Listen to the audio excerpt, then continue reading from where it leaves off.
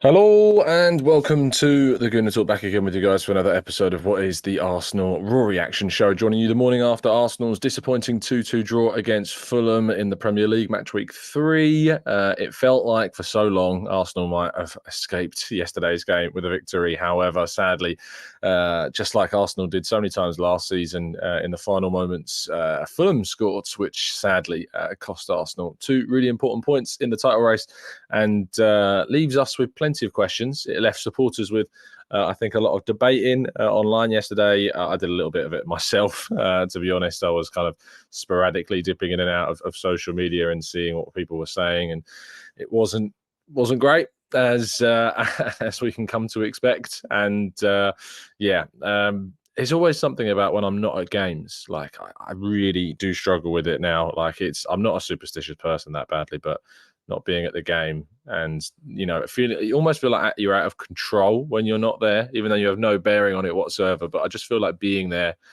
I'm always more confident. It's a strange feeling, but I'll hopefully be back for the game against Manchester United, and hopefully we can get things back on track. But there's lots to talk about, lots to discuss from today's game, but yesterday's game rather. So let's say good morning to people joining us in the chat box. StreamYard has mugged people off, I'm afraid, so you're going to have to deal with that fact unless I can scroll back and try to find out who was indeed first. Maybe Odder Relay. Good morning to you.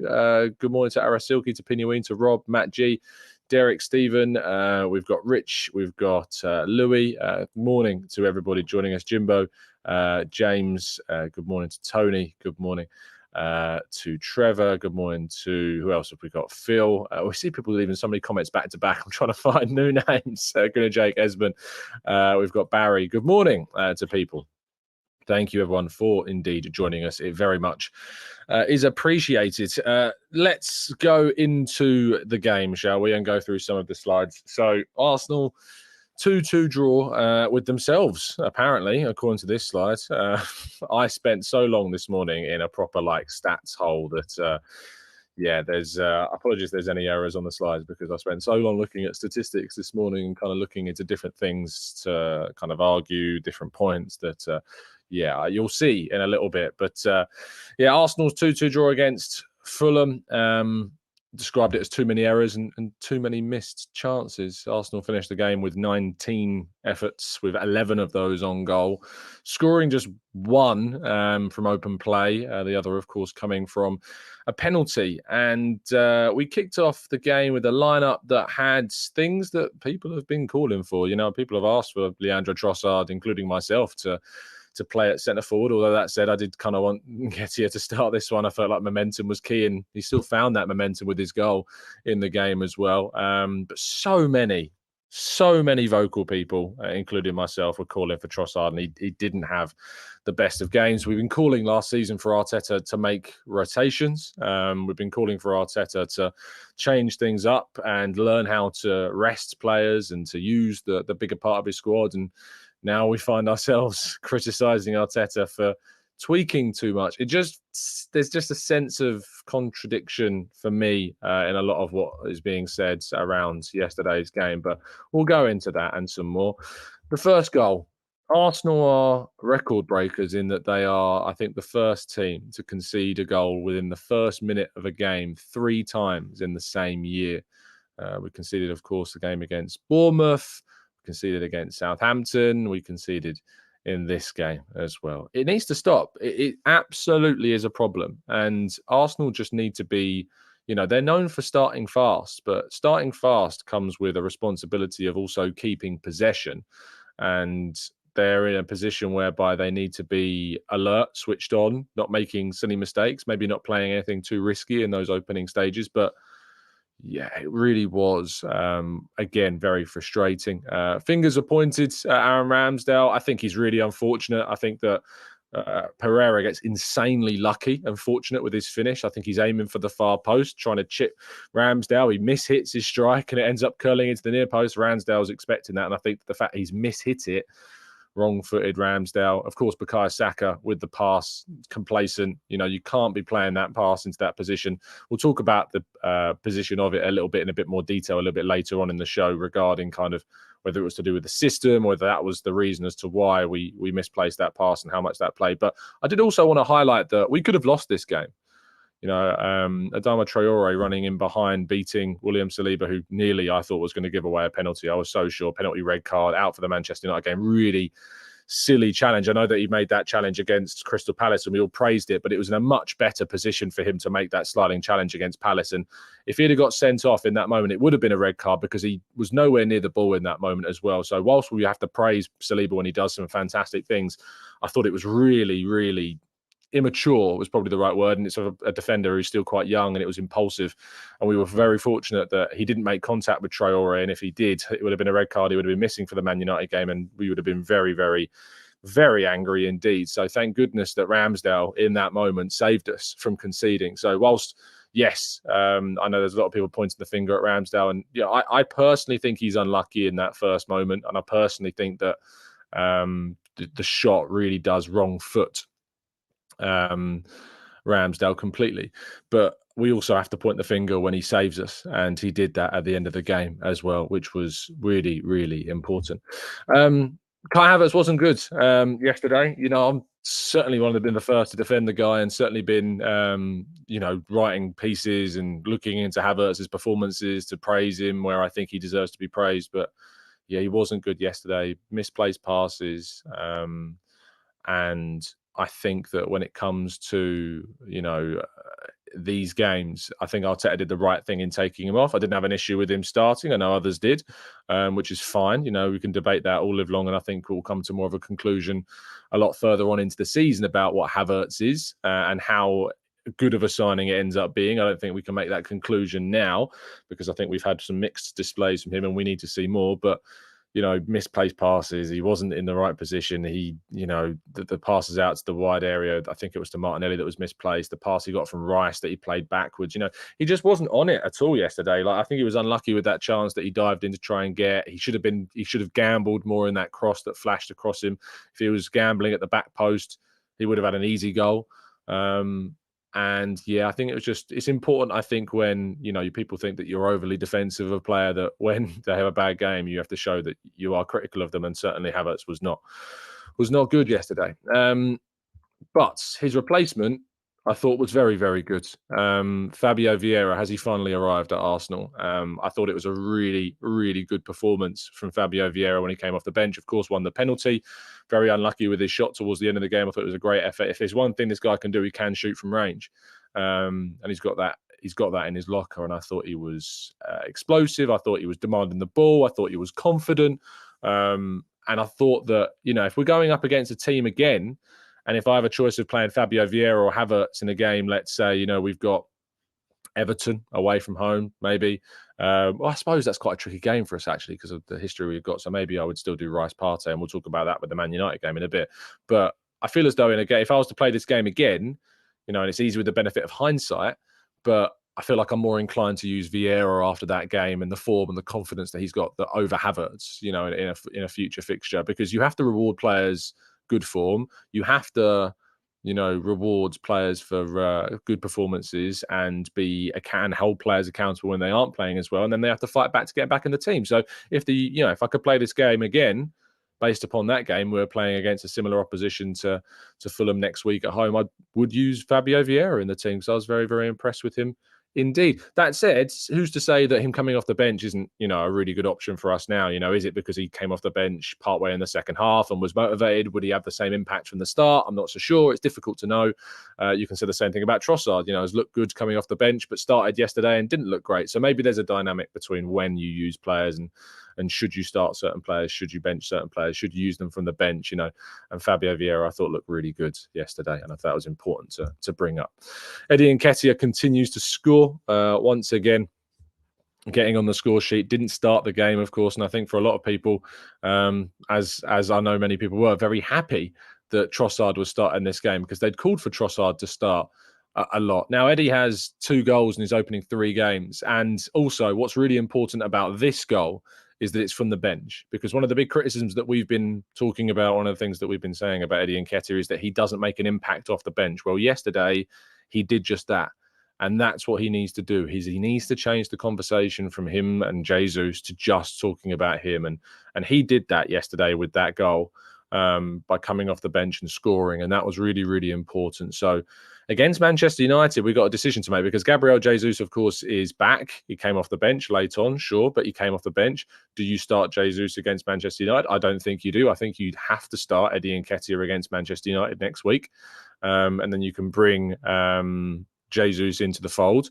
But yeah, you got to hold your hands up and say fair blooming play to Eddie Nketiah for doing what he's doing. That was a really, really important goal. So, and it could have been the difference maker. It could have been the winner, but sadly, that wasn't the case. And from a corner, Arsenal sadly conceded late on after indeed going down to 10 men. Now, for me, I have a little bit of an issue with the whole stepping off because, I think it was in commentary, it was said that, Arsenal have been completely in control of the game, completely in control of possession and chances when they were chasing a goal. But I have to think, I do think there is an argument to be said about the fact that the opposition's mindset also changes. When the opposition have something to hold on to, then of course they're going to play in a certain way. And when they're trying to chase a goal or they're trying to get an equaliser or a winner, of course they're going to play in a different way. And so I think that has to be said, as well. I think that has to be pointed out is that the way that Fulham played was going to change after they conceded, even if they went down to 10 men. And so because of that, I think that it's difficult to point the finger and say that Arsenal's approach after we scored was wrong because I think Fulham's approach changed as well. So that has to be taken into for me, it has to be taken into consideration. I don't think we dropped off. I think Fulham attacked more. And I think there is a difference between the two. It might be and look as if Arsenal dropped off more, but there is something to be said about the fact that Fulham wanted to attack more, wanted to have more.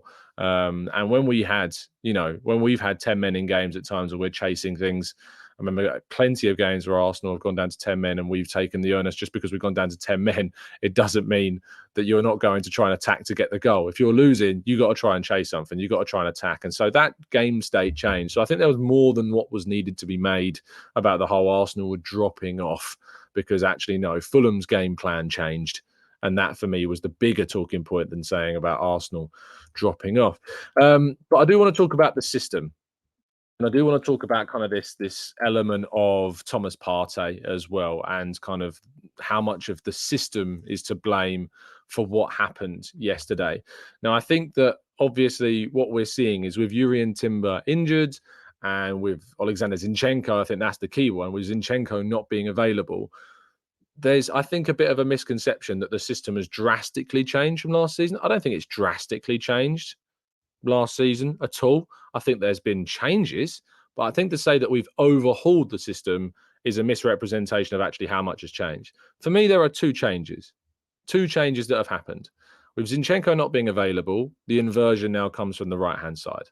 So we've swapped the inversion from the left to the right. Not only that, but Xhaka isn't here anymore. So with Xhaka not here anymore, we've got a different player playing in that partnership role with Martin Odegaard. And that has been Kai Havertz in the Premier League. And of course, it was Declan Rice against Manchester City. So for me, I don't think that there has been a hugely different shift in the system. I just think it's a change of two things that have been caused, A, by one player leaving, and B, by the fact that Zinchenko is not available. Now, against Manchester United, I want to see that return. I want to see us revert to Zinchenko being on the left, White being at right back, and us having a midfield structure against Man United with Rice and Partey in there, because I think that's the right system and the right formation to use against Manchester United. I also think that there is a lot of misconceptions around. My mic's gone weird again. 2 seconds.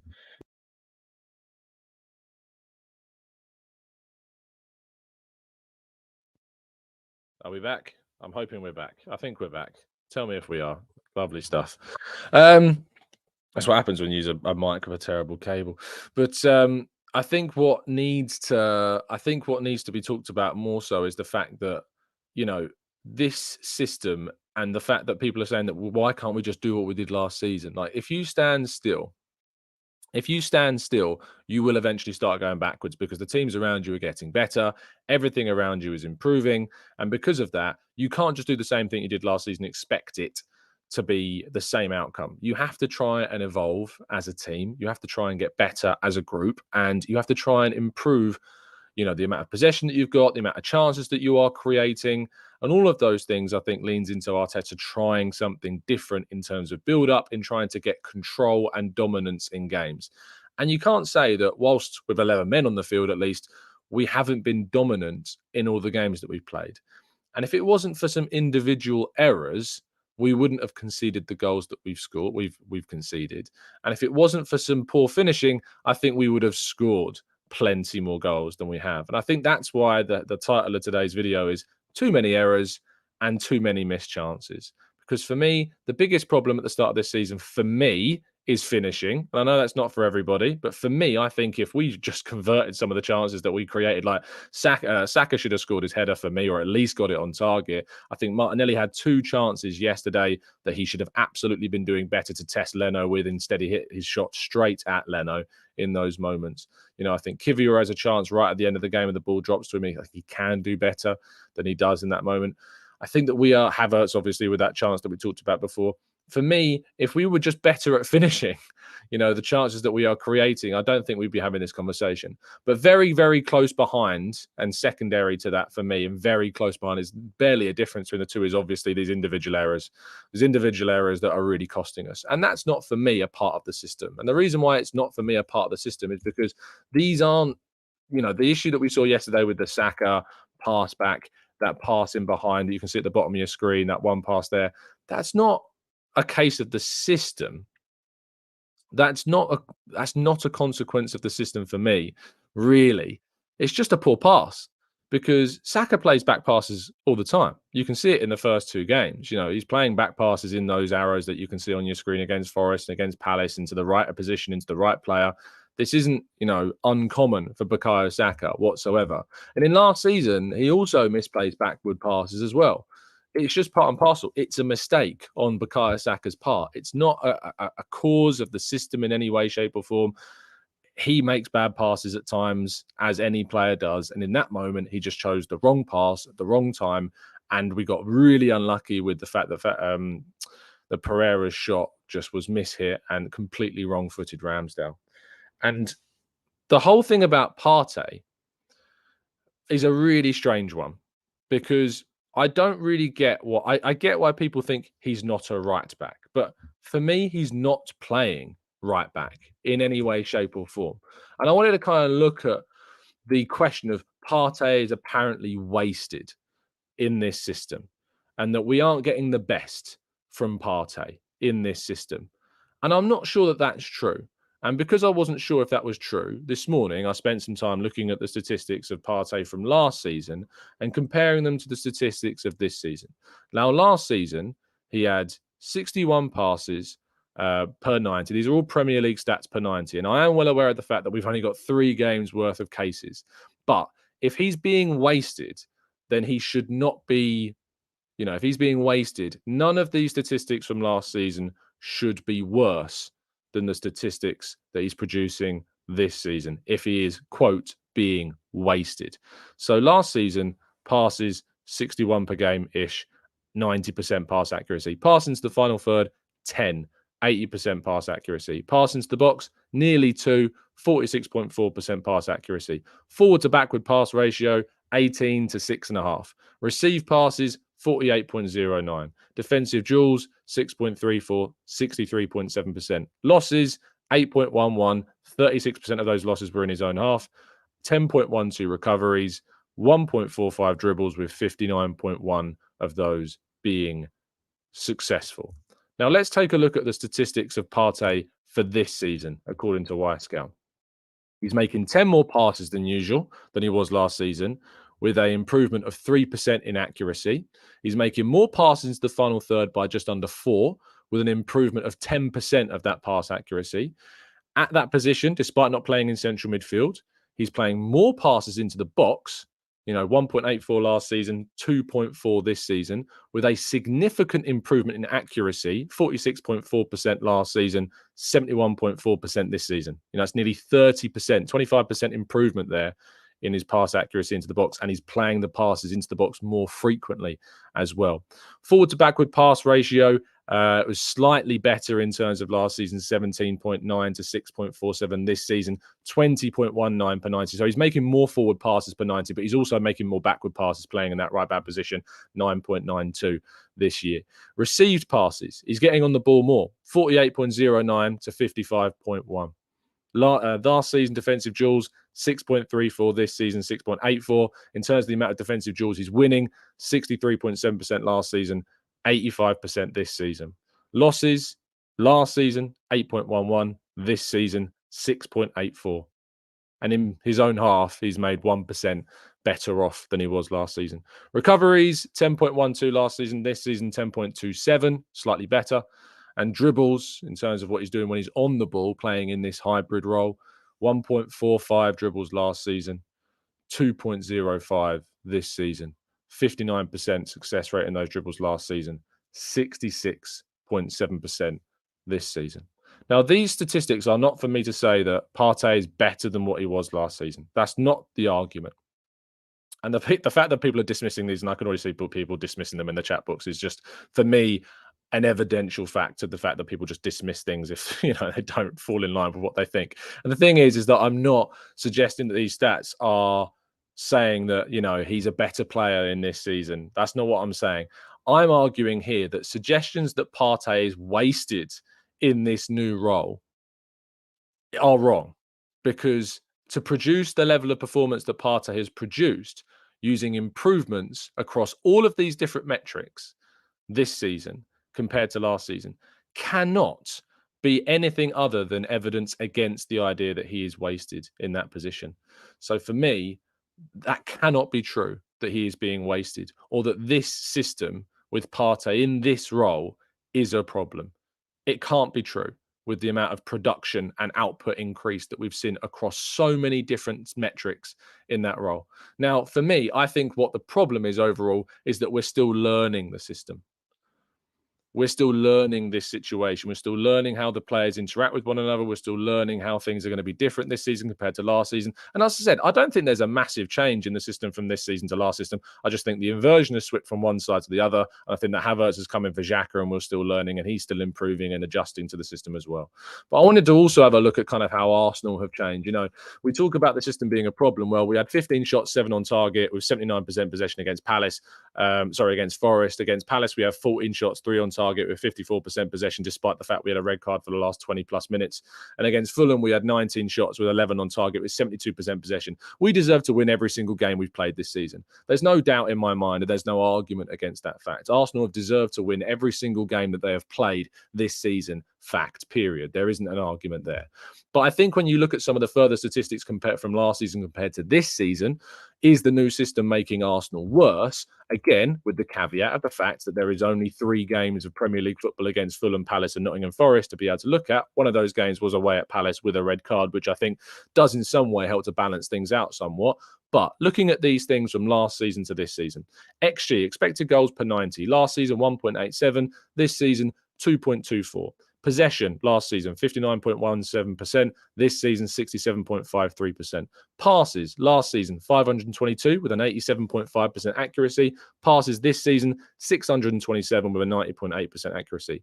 Last season, shots, 14.11 with a 37.7% accuracy on those. This season, 15 shots, 42.2%. Accuracy on those, an improvement across all those 4 metrics. Attacks with shots at the end of those, so these are like attacking opportunities in which end in a shot. 34.58 attacks compared to 38.33 attacks this season. Last season, 24.7% of those attacks ended in shots. This season, 27% of those attacks have ended in shots. And then passes per defensive action. This is basically talking about how many passes you allow your opponent to play in their own defensive part of the field. So it's a kind of a representation of how improvement your pressing is. What you want is this number to be lower because you're allowing less passes for the opponent in their defensive area. Last season, 8.69. PPDA compared to 6.8 this season. So that's an improvement again. Like, there is improvements in this system and there is improvements in what we're doing compared to last season. Now, you can dismiss that and you can dismiss all the statistics and say stats don't mean anything, stats lie, you can make stats say what they want and whatever. Yeah, I can't have an argument with people like that because it's just impossible to do that. All I can do is suggest that things are not as bad as what people are saying. We are making improvements across multiple areas. Individual players like Partey are improving across multiple areas, playing in that position despite what people think. And the fact that the results and the performance overall have not yet equated to what the numbers are suggesting are, for me, a fact that this is in the short term and that over a longer period of time, we should see a better output. And at the start of this season, we're doing a little bit of tinkering, a little bit of experimenting. And I think all of those factors have led to where we find ourselves now, which is sadly on the end of 2 wins and 1 draw. And in 3 games that we all know we should have won, 3 games that we all know we were the better team, and 3 games that we all know ultimately we probably should have scored more goals in. So for me, the meltdown, the chaotic mess that we find ourselves shouting at cameras and things like this after games or in fan cams, I just can't get on board with, because I just think there is too much evidence to suggest that things are nowhere near as bad as what some people want to make out that they are. And I think the numbers and the evidence of those games certainly support that theory. So yeah, there you go. That's my argument. That's my thoughts. That's the evidence that I've got to back up my thoughts. I'm not just saying them and spouting them here and there. I'm talking about what I'm seeing, and I'm using the evidence to try and support that as well. And I feel like I've done that.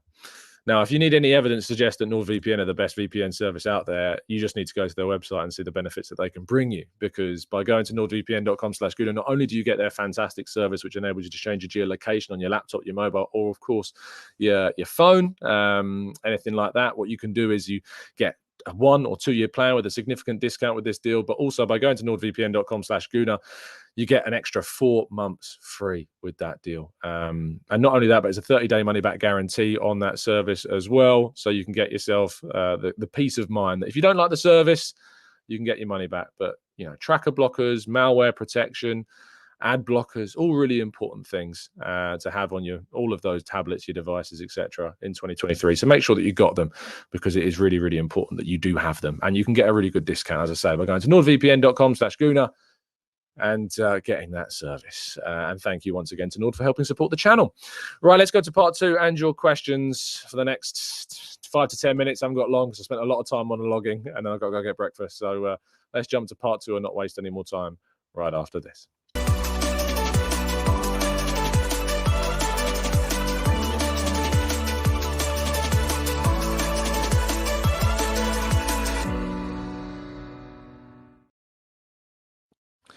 Right then, let's jump into the chat box and have a look at what we're saying. Let's go. Alison says, that's great stats. We need to support Arteta and the team. It's all about improving. And this is what I'm trying to get across. This isn't me saying that Arsenal are great. Arsenal are perfect. Look at all these things we're doing. Look at all the statistics. They're showing that we're improving, because I know from what I'm watching week in, week out, that there are problems. For me, the problems are twofold. 1, there's too many defensive errors. 2, we're not being clinical enough in the final third. You solve those 2 problems, and I think we are absolutely battering teams. It's nothing to do with the system. It's not about going back to playing with like a Xhaka-style player or going back to using an inverted player on the left-hand side. I genuinely think it is just as simple as score more goals, be better, be more clinical. It sounds really simple and obvious, very Michael Owen-esque, if you will, but be more clinical and don't make those silly mistakes at the back. Do those 2 things, and suddenly Arsenal's results significantly change. But I think those statistics should show people and maybe give some context around both what Partey's doing and ultimately what the system is doing as well. Latvian Gooner says, not having a right-back overlapping Saka, do you think it's affecting his effectiveness and our attack fluidity since we invert from right-back and now Saka feels more isolated? Well, I would say, Latvian Gooner, is I notice Ben White still does overlap a fairly frequent amount. I feel like he does support Saka. I still like the inversion allows White to still get in behind and overlap Saka. But what I think is better is if we invert on the left-hand side. And so I think that with Alexander Zinchenko coming back into this team, I think that he's absolutely imperative to what we want to do. I think we're better if we invert on the left. And I think that if Zinchenko is available for us in the game against Manchester United, we should be using Zinchenko and going back to Ben White at that right back position. And this isn't me. The whole idea of this show wasn't about saying that this is the way I want things to move forwards. This isn't the way I think that we can be the best version of ourselves. I think what we're doing is a necessity because we didn't have Zinchenko, we didn't have Timber. And yeah, I know that Timber and Partey did play in those fullback positions in the first game of the season against Nottingham Forest. And I think that if Arteta had the choice, maybe sometimes he would like to use Partey and Zinchenko together. We'll have to wait and see. But I do think that we're more effective with the team and the players that we've got if we've got the inversion on the left-hand side. And I think that was evident in the fact that we went from a team that was just scraping to try and get into top four to a team that turned into a side that was competing for the title last season. And that was a big thing to do with Zinchenko and his presence and the change of system that we had on that left-hand side. So I think that when I look at what we do last season compared to this season, I think we need to take what we did really well last season, which is obviously the inversion on the left-hand side, and bring that back with the with the player like Zinchenko coming back into the team. BX Gunner says, can Arsenal and Arteta do no wrong in your eyes, Tom? You seem to go along with everything and not much disagreement. I think that would probably suggest that you've not watched too many of these shows, because as people in the chat box will tell you, I've been very critical of certain things that we have done. Arteta's substitutions last season were not good enough and frankly cost us a number of games. We should have been better in that regard, and we could have been more proactive in certain things. Rotation wasn't good enough. We didn't rotate enough, and that ultimately led to, sadly, some injuries, I think, happening as well. So I'm assuming that you might be new to the channel, BX Gunner, and that you've not seen too much of it, but no, that's certainly not the case. And I think that for people that think that there is anything other than, just praise and defense, I think that comes from more of an agenda maybe against me than anything else, because it's easy to ignore the criticisms that I do have when I say them and forget that I've used them. It's really easy to jump into a chat box and say that I never do any criticizing, because that's just factually not true.